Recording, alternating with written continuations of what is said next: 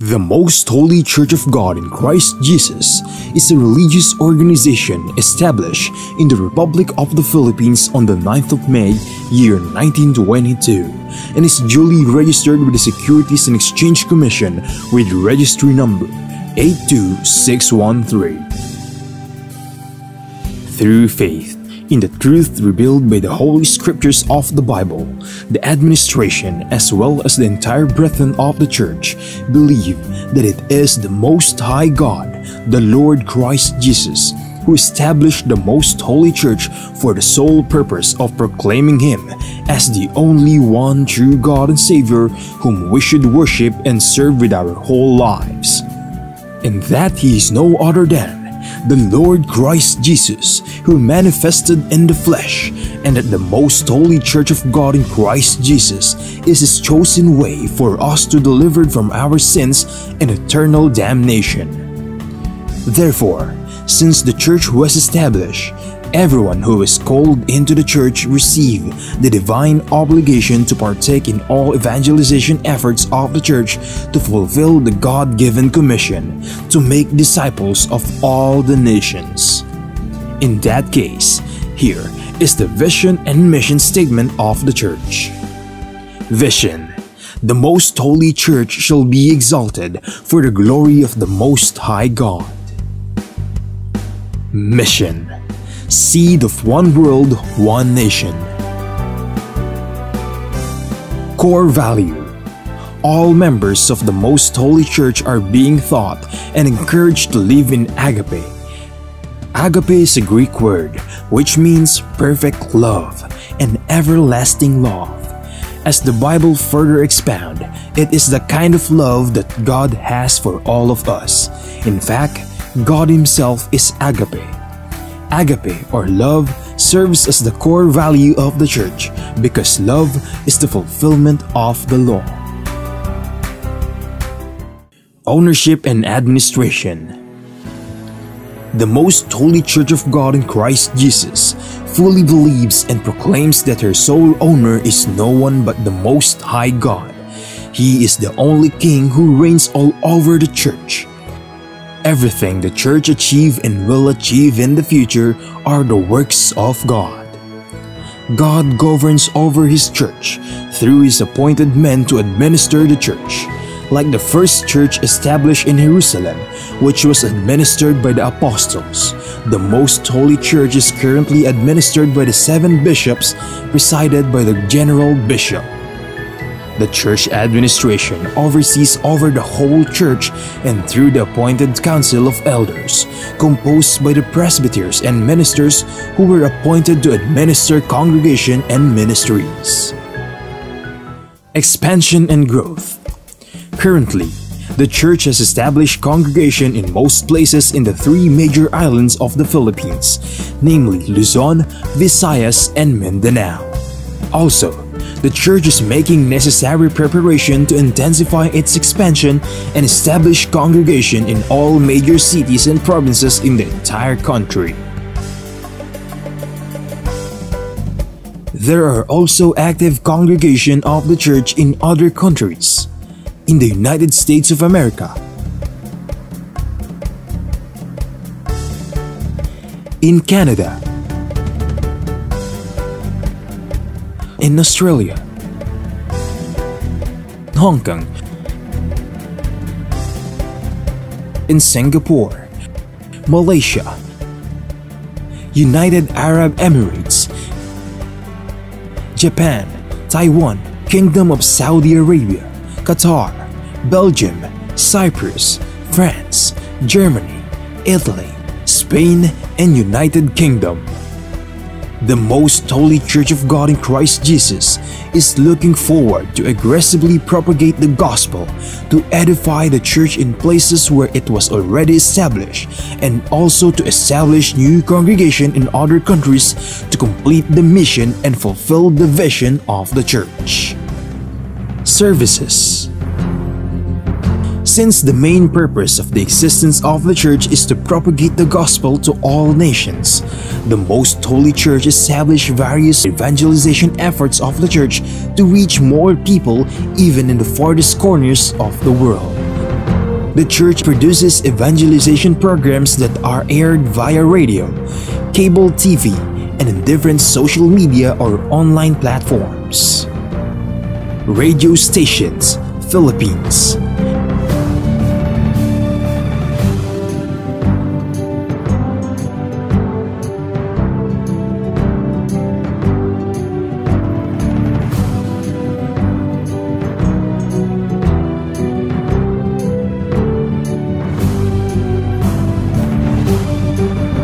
Cable TV channels.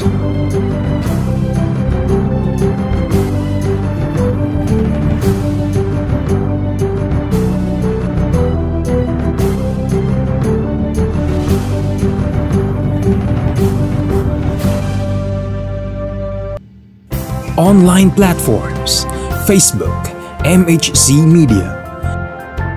YouTube, The Most Holy Church. Official website, www.mostholychurch.com. Charity.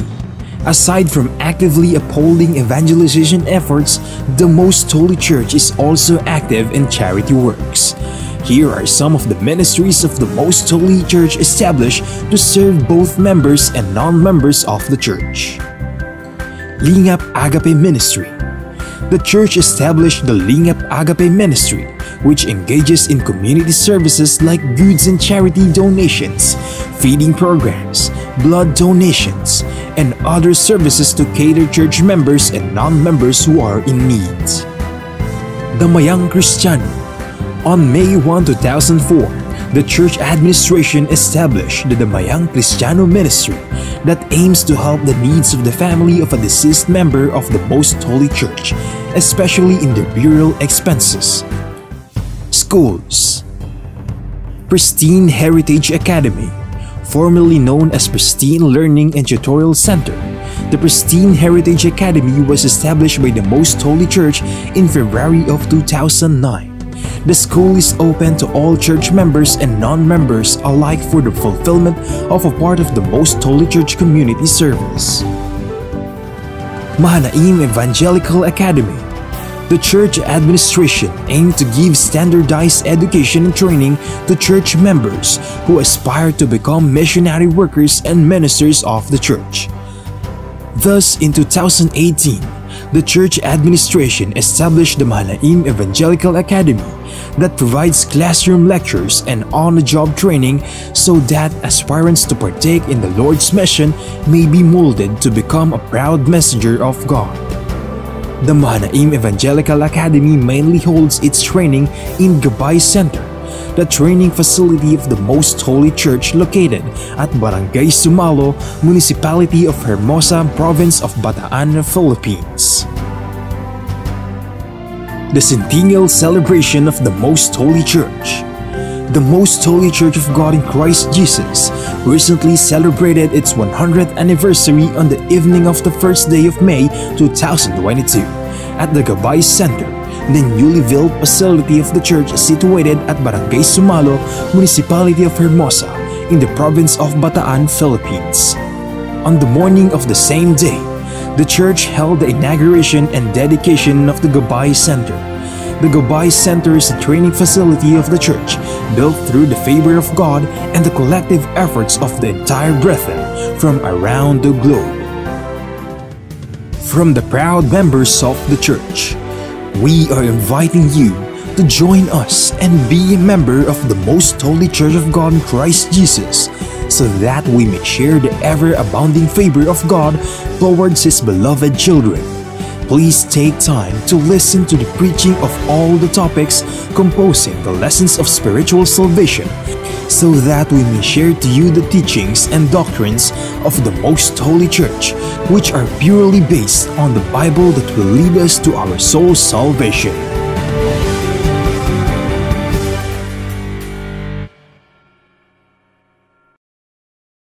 To know more about the church, you may visit our website at www.mostholychurch.com, or you may reach us through telephone number 6302-8255-6949.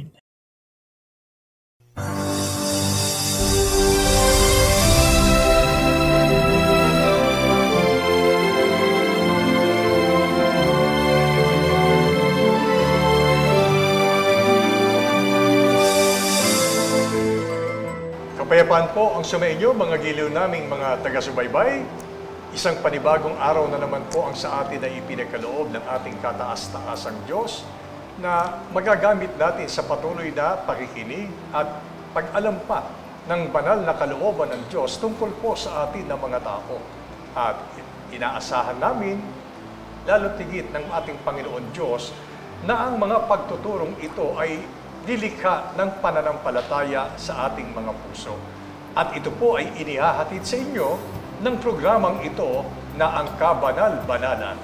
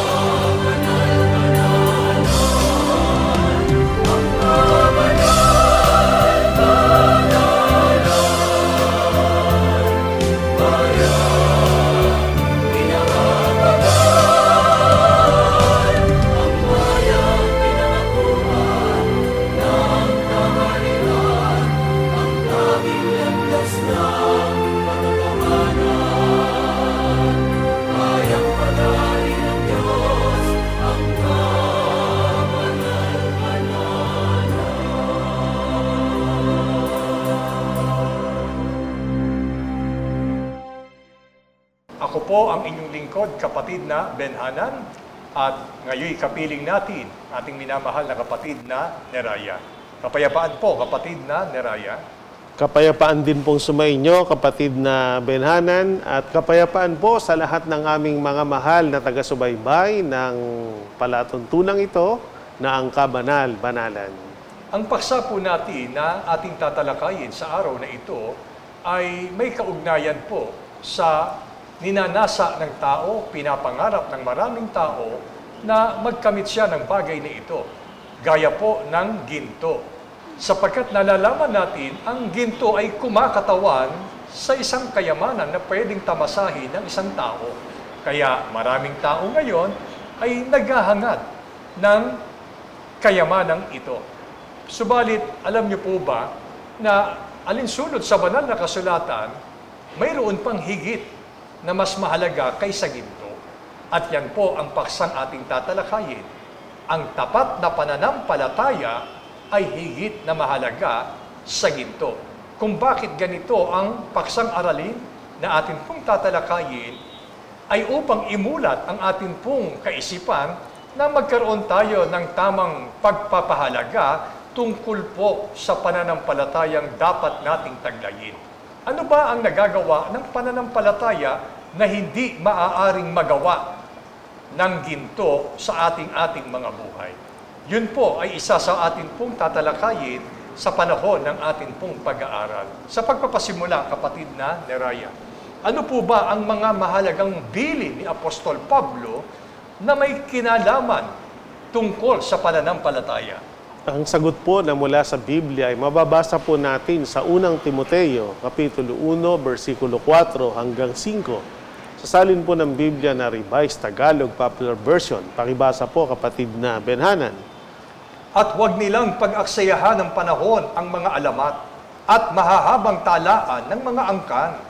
Yan ay pinagmumulan lamang ng mga pagtatalo at hindi nakakatulong sa tao upang matupad ang plano ng Diyos sa pamamagitan ng pananampalataya. Ang layunin ng tagubiling ito ay upang magkaroon kayo ng pag-ibig na nagmumula sa pusong dalisay, malinis na budhi, at tapat na pananampalataya. Sa talata pong ating narinig na binasa ay ang nagsasalita po ay si Apostol Pablo. At ang pinatutungkulan o pangunahing kausap niya sa talatang ito na binibilinan ay ang kanyang kamanggagawa na si Timoteo. Upang si Timoteo naman ang siyang magturo at maging kasama ni Apostol Pablo para ipaliwanag ito sa mga tao. At ang bilin ay may kinalaman sa pananampalataya. Una, huwag anyang pag-aaksaya ng panahon ang tungkol sa mga alamat na pinagmumula ng mga pagtatalo at hindi nakakatulong sa tao upang matupad ang plano ng Diyos sa pamamagitan ng pananampalataya. Pangalawa, magkaroon na niya kayo ng pag-ibig na nagmumula sa pusong dalisay, malinis na budhi. At ang ikatlo, na lalong mahalaga, magkaroon na niya kayo ng tapat na pananampalataya.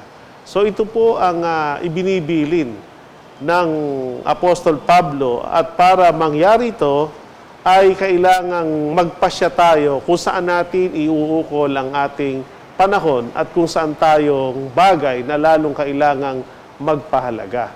So kung ang pag-aaksayahan natin ng panahon, yung mga tungkol sa mga salit-saling sabi, wala pong pakinabang ito sa atin.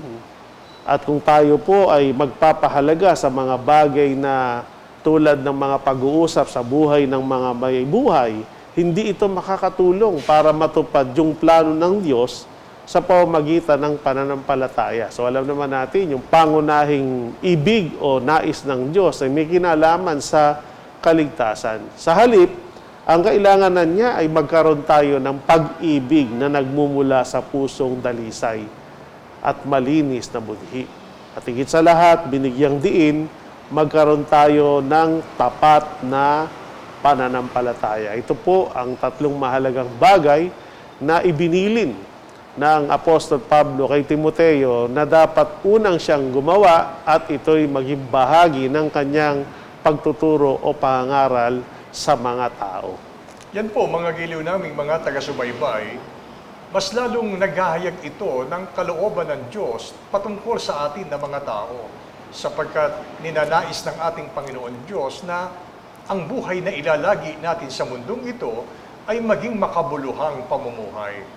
May plano ang Diyos para po sa atin.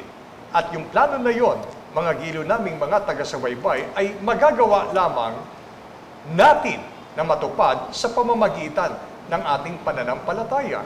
At yung pananampalatayang inilalarawan at ibinibilin sa atin ng Apostol Pablo ay hindi lamang basta pananampalataya, kundi taglayin natin ang tapat na pananampalataya.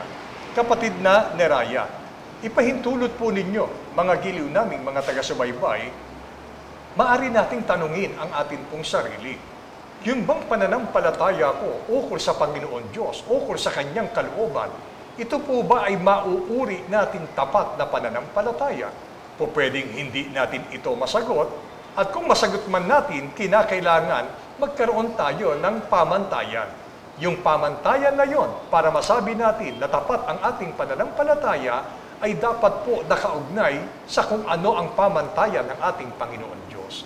Sapagkat napakahalaga po na magkaroon tayo ng hindi lamang basta pananampalataya, kundi magkaroon tayo ng tapat na pananampalataya. Kapatid na Neraya, sino ang isa sa maraming lingkod ng Panginoon na itinuturo ng Biblia na nagkaroon at nagtaglay ng tapat na pananampalataya? Marami pong lingkod ang Panginoon na tinaglay itong tinatalakay natin na tapat na pananampalataya. At isa na nga po dito ay si Timoteo, sapagkat ibinilin nga po ni Apostol Pablo na taglayin niya ito. Kaya dumating sa isang panahon, kinilala ni Apostol Pablo, itong si Timoteo ay nagtaglay ng pananampalatayang tapat. Ang batayan po ay mababasa natin sa kanyang ikalawang pagsulat kay Timoteo. Kaya sa ikalawang Timoteo, Kapitulo 1, versikulo 5, sa saligang Bibliang Tagalog Popular Version, ay atin pong mababasa. Hindi ko nakakalimutan ang tapat mong pananampalataya, katulad ng pananampalataya ng iyong Lola Loida at ni Eunice na iyong ina. Natitiyak kong taglay mo pa ngayon ang pananampalatayang yun. Napakaliwanag po batay sa talatang ating narinig at binasa na kinikilala ni Apostol Pablo, tunay nga na si Timoteo ay nagtaglay ng tapat na pananampalataya. Gaya ng kanyang sinabi, hindi ko anya nakakalimutan ang tapat mong pananampalataya. At itong pananampalatayang ito ay nagmula muna anya sa iyong lolang si Loida.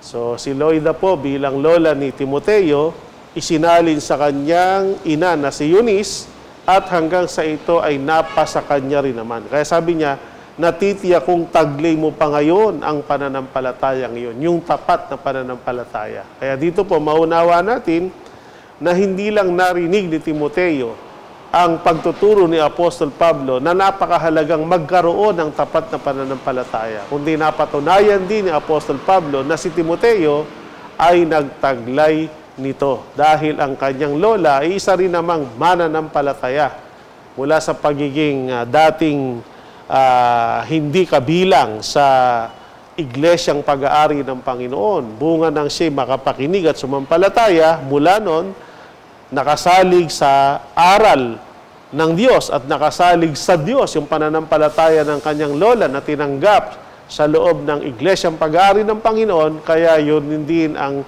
minana niyang pananampalataya, ang tapat na pananampalataya. Ibig sabihin, mga giliw naming mga taga-subaybay, ang tapat na pananampalatayang tinaglay ni Timoteo ay nag-ugat po sa kanyang lola.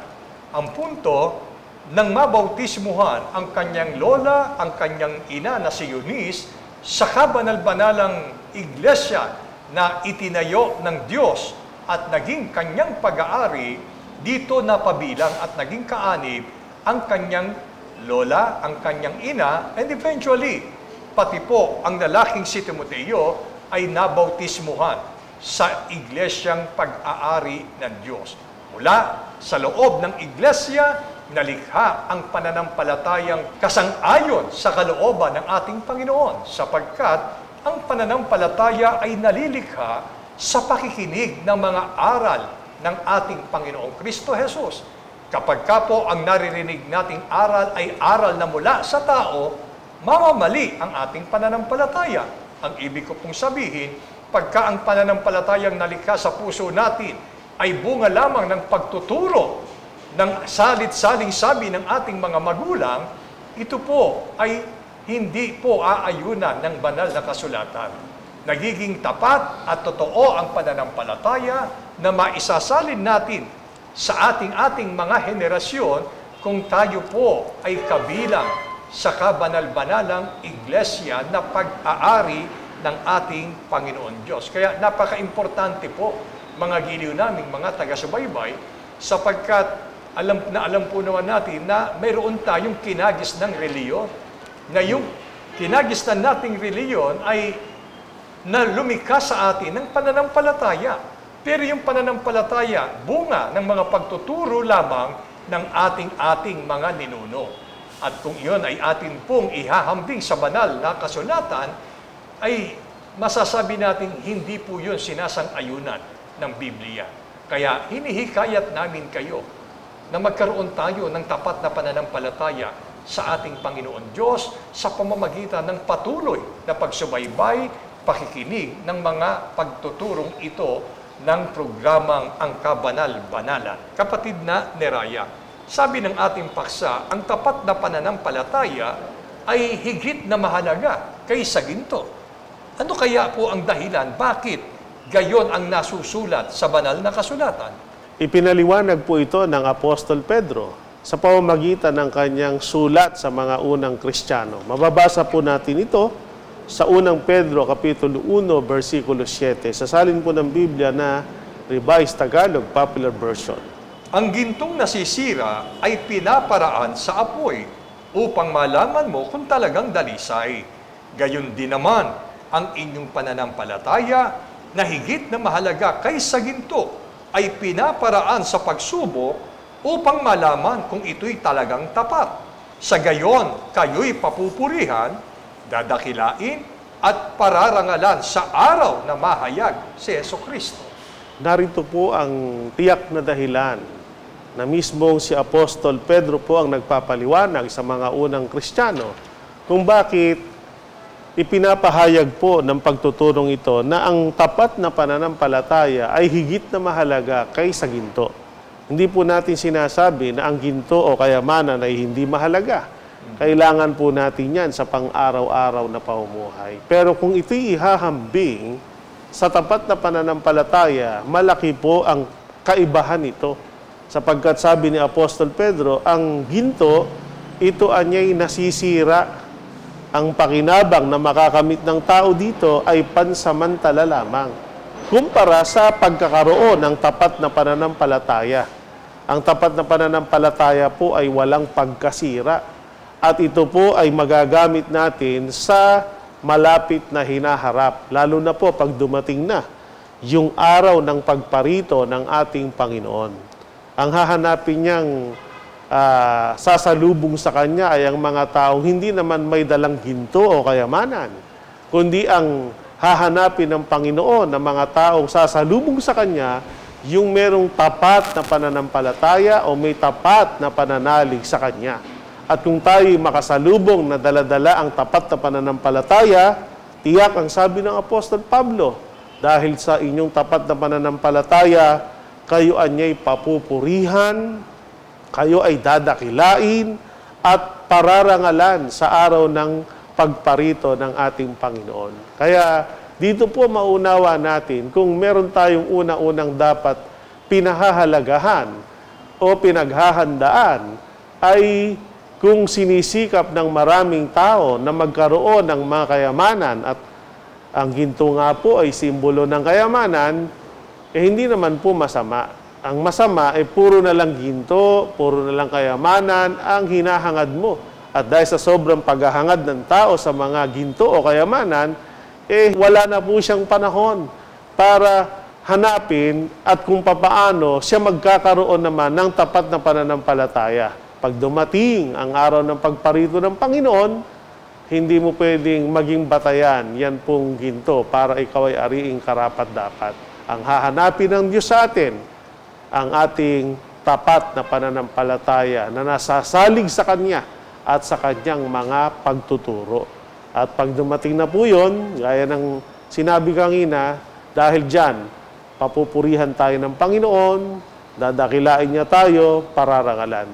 Sa ibang salita, dyan tayo po aariing karapat-dapat ng ating Panginoong Diyos. Mga giliw naming mga taga-subaybay, sadyang mahirap po na magkaroon tayo ng pag-aari gaya ng tinatawag na ginto. Marami sa atin, kahit ano pang sikap ang ginagawa, ay napakailap ang kapalarang maging mayaman sa mundong ito. Pero kung hindi man natin makamit ang kayamanan o ginto sa buhay natin ito, huwag natin itong panghinayangan sapagkat ngayon ay iniaalok sa atin, inihahayag ng Diyos sa pamamagitan ng pagtuturong ito, na sa pamamagitan ng pakikinig ninyo ng mga aral ay malilikha sa atin ang tapat na pananampalataya at ipinakita sa atin ang higit na kahalagahan nito kung ang tao'y magtaglay ng tapat na pananampalataya kumpara sa kung kayamanan at ginto lamang ang iyong tinataglay. Sapagkat ang pagtataglay ng tapat na pananampalataya ay may kinalaman sa kaligtasan ng ating kaluluwa. Ang ginto kailanman ay hindi po natin mapanghahawakan sapagkat ang kaligtasang gantimpala ng Diyos ay hindi po natin kayang bilhin ng ginto.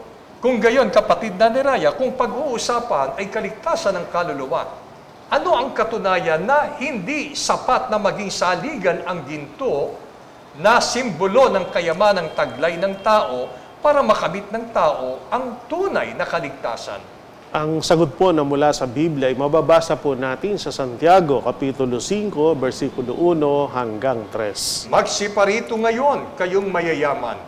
Kayo'y magsitangis at magsihagulgol dahil sa mga karalitaan ninyong sa inyo'y darating. Ang inyong mga kayamanan ay mga bulok at ang inyong mga damit ay nginangat-ngat ng tanga.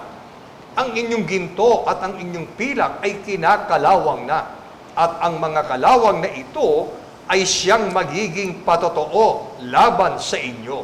At gaya ng apoy na lalamunin ang inyong laman, kayo'y nagtipo ng inyong mga kayamanan sa mga huling araw. Napakatiyak po ang sagot batay sa mga talatang binasa na ating narinig, na hindi sapat na maging batayan ng kaligtasan ng kaluluwa lalo na sa pagharap natin sa araw ng pagparito ng Panginoon, itong tinatawag na mga ginto o kayamanang pinapahalagahan ng tao sa buhay na ito. At sa isang paglalarawan, inihayag ang propesiya o mangyayari sa hinaharap. Darating anyang panahon, ang mga mayayaman, sila anya'y magsisitangis at magsisihagulgol dahil sa ang karalitaan ay kanilang mararanasan o darating sa kanila. Ang mga taong mas pinili na ipunin at pahalagahan yung mga kayamanang darating sa isang panahon, yan anya'y mabubulok. Katulad ng mga damit nila, nangangat-ngati ng tanga. Ang ginto at ang pilak ay kakalawangin. Mawawalan ito ng value o halaga pagdating ng takdang araw ng pagparito ng Panginoon. At inilarawang gaya niya ng apoy na lalamon sa inyong laman. Itong mga taong mas tinipon at pinahalagahan ang mga kayamanan sa huling araw. So ang mensahe po ng mga salitang ito ay hinihikayat tayo na hindi talagang masama na magkaroon tayo ng ginto o kayamanan. Pero wag nating payagan dahil sa malabis nating pagpapahalaga sa mga kayamanan, sa mga ginto at pilak, ay mawalan na tayo ng panahon para taglayin ang lalong mahalaga na dapat nating hanapin, yung magkaroon nga tayo ng tapat na pananampalataya. Sapagkat tiniyak na ng Biblia, ang mangyayari sa hinaharap, hindi pwedeng maging saligan o maging batayan ng tao ng kaligtasan ang mga ginto, ang mga pilak at anumang uri na naghahayag ng kayamanang material. Ang gusto ng Diyos, maging mayaman tayo sa pananampalataya. Ito ang paanyaya ng pag-ibig ng ating Panginoong Kristo Jesus. Ibig ng Panginoon na imulat tayo sa isang katotohanan na ang buhay sa mundong ito ay hindi lamang dapat iukol sa pagtitipon ng kayamanang material. Sapagkat ngayon ay sinasabi sa atin na kung ang buong panahon natin sa buhay na ito ay inilaan lamang natin sa pagtitipon ng kayamanan, sa paghahangad ng ginto at kayamanan sa buhay na ito, isang masaklap na resulta ang tatanggapin ng mga taong ito. Ngayon nagbababala ang Diyos ng may buong pag-ibig, mga minamahal na taga-subaybay. Ngayon ang panahon na ibaling natin ang malaking bahagi ng ating buhay sa pakikinig ng mga aral at katwiran ng Panginoon upang malikha sa atin ang tunay at tapat na pananampalataya. Sapagkat sabi nga kanina, kung bakit naging mas mahalaga ang tapat na pananampalataya kaysa ginto, sapagkat may mga bagay na hindi maibibigay ng kayamanang material o ginto na kayang ibigay kung tayo po ay nagtataglay naman ng tapat na pananampalataya. At yun nga po ang kaligtasan ng ating kaluluwa. Hindi ibig ng Diyos na ang tao'y mga pahamak dahil lamang sa maling hangarin sa buhay na ito. Kung hinahangad nating magkaroon ng kayamanan, ng ginto, mabuting bagay. Pero wag nating kalilimutan. Higit nating pakahangarin at ipanalangin sa Diyos na malikha sa ating kalooban na magkaroon tayo ng tapat na pananampalataya na magiging saligan natin sa pagdating ng ating Panginoon sa kanyang ikalawang pagparito upang mula doon ay tanggapin natin ang pangakong gantimpala ng kataas-taasang Diyos. Dahil dito, kapatid na Neraya, ano ang lalong kailangang pagpahalagahan at lalong pakasikapin ng tao sa ngalan ng kaligtasan? Ang pahayag po ng Apostol Pablo ay mababasa natin sa Colosas, Kapitulo 1, versikulo 23. Sa salin po ng Biblia, ang Revised Tagalog Popular Version. Subalit kailangan ninyong manatiling tapat at matatag sa inyong pananampalataya at huwag pabayaang mawala ang pag-asang dulot ng magandang balita na inyong narinig. Niloob ng Diyos na akong si Pablo ay maging tagapangaral ng magandang balita, ito na ipinahayag sa lahat ng tao sa buong daigdig. kung tayo po ay binigyan ng Diyos ng mabuting pagkakataon dahil sa ating matyagang pakikinig ay ipinagkalooban niya tayo ng tapat na pananampalataya, napakapalad po natin. Pero hindi po sapat na nagkaroon lamang tayo nito. Ang bilin po ay dalawang mahalagang bagay. Una, manatili tayong tapat at matatag yung ating pananampalataya. Dahil ito nga po ay may malaking kinalaman sa kaligtasan ng ating mga kaluluwa, pagka tinanggap na natin yung pananampalatayang minsan at magpakailanman ay pinagkaloob ng Diyos sa atin, ingatan na po natin ito. Huwag nating bayaang mag-alinlangan o mawala yung ating pananampalataya. Talagang patunayan natin ang ating pananampalataya, ang uri nito'y tapat na pananampalataya. At ang katapatan ng pananampalataya ay hindi lang masusumpungan ito pag panahong tayo nasa kasaganaan. Kung dumarating ang mga pagsubok at kahirapan ng buhay, lalo nating patunayan na tayo may tapat na pananampalataya sa ating Panginoong Diyos sa pamamagitan ng mga gawa ng pagtatapat sa gawaing paglilingkod sa Kanya. At kung dumarating naman ang mga pagsubok, dahil pa rin sa pananampalatayang matatag, naninindigan, yan po ay kailangan nating ingatang manatiling taglay natin. At sa huli, huwag anya nating pabayaang mawala ang pag-asang dulot ng mabuting balita na ating narinig. Ang pag-asa nito ay ang pag-asa natin sa ipinangako ng Panginoon na ang magtitiis hanggang sa wakas ay siyang maliligtas. At paghandaan natin ang pagsalubong sa kanyang ikalawang pagparito ng mga palatandaan na nagaganap sa ating mundo ay simbolo o kahayagang malapit na siya. Kaya naman paghandaan natin ito at kasama sa paghahanda, maingatan natin ang pagkakaroon ng tapat at matatag na pananampalataya sa Kanya. Mga minamahal na taga-subaybay, tingnan natin ang atin pong kalalagayan sa kasalukuyang panahon. Ang pakiramdam mo ba, ikaw ay bigo? Ikaw ba ay wala ng halaga sa mundong ito? Dumarating ba sa isang sitwasyon na para bagang ang tingin mo sa sarili mo ay wala ng pag-asa? Bigo ka sa iyong buhay, bigo ka sa iyong mga pangarap, nabigo ka sa relasyon na iyong kinalalahukan. Hindi mo nagawang abutin ang iyong pangarap. Ang payo ng mga pagtuturong ito, huwag kang mawawala ng pag-asa. Mga minamahal naming taga-subaybay, ngayon ay binubuksan ng Panginoon ang kanyang kamay. Handa siyang tanggapin ang iyong pagbabalik loob sa Kanya. Tanggapin natin ng may buong pagtatapat ang mga pagtuturong ito, sapagkat kung tila sa kalooban mo, ikaw ay bigo, hindi ang ibig sabihin ay hindi ka na magpapatuloy sa buhay na ito. Isang pagkakataon ang binubuksan ngayon ng Panginoon. Ano man ang pinagdaanan mo sa buhay, huwag kang mawawala ng pag-asa. Sapagkat ngayon ay nagbubukas ng kalooban ng Panginoon Diyos. Ibig niya, taglayin mo ang tapat na pananampalataya. Sa tapat na pananampalataya, anuman ang suungin mo sa buhay na ito, tiyak, iyo itong mapagtatagumpayan. At ibig ng Panginoon na ikaw ay makasama na tumanggap ng pangakong inilaan niya para sa lahat ng nagtapat sa Kanya, para sa lahat ng taong nagtaglay ng tapat na pananampalataya at namuhay ng ayon sa mga salita ng Diyos na ipinaririnig at itinuturo niya sa atin. Tayo na po, mga giliw naming taga-subaybay.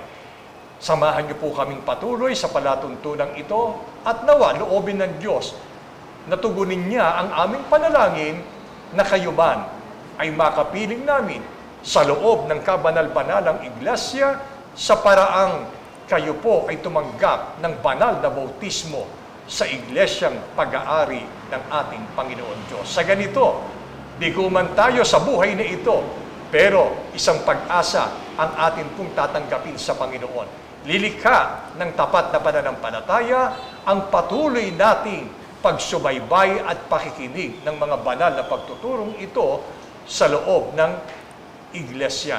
Sana ipagpala sa atin ang mga pagtuturong ito lumikha ng tapat na pananampalataya sa ating puso, magbangon ng ating pong ng hihinang kalooban, magbigay sa atin ng buhay na pag-asa sa pangako ng Diyos. Ito ang aming panalangin sa Panginoon na sana ay ipagpala sa ating lahat ngayon at magpakailanman. Amen. Amen.